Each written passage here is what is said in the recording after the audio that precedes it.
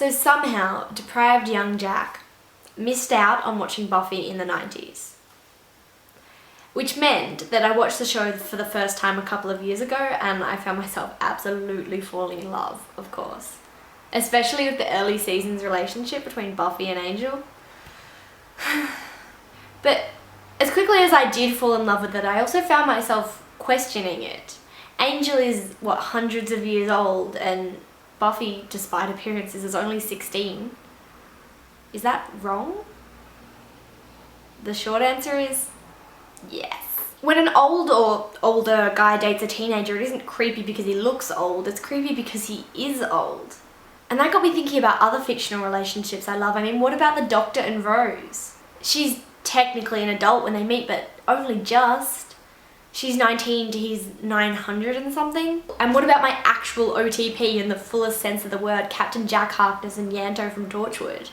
I mean, Yanto's in his early to mid-20s, but Captain Jack's lived all the way through the 20th century, and then some.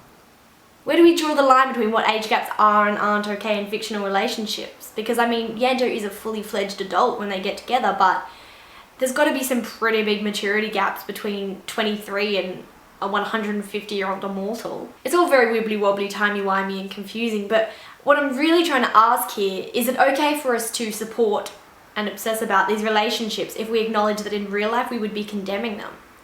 I guess the answer is the same as with all that is fucked up in media. It's okay to watch, read, listen to it, as long as you acknowledge the problems with it and the potentially harmful attitudes it can foster. I'm thinking now about Twilight because it has these same young teenage girl falls in love with a mortal old guy trapped in hot young body trope problems, but it also loads onto that all of the textbook symptoms of an abusive relationship.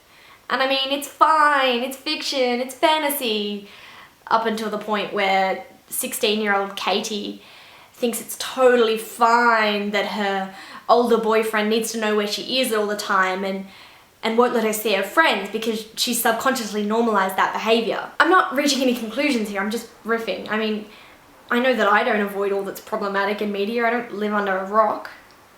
What do you guys think? Is it okay for sci-fi and fantasy to glorify these relationships? Because the age gaps aren't just huge, they're impossible.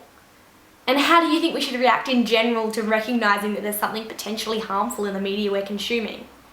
Maybe let me know in the comments. And thanks for watching.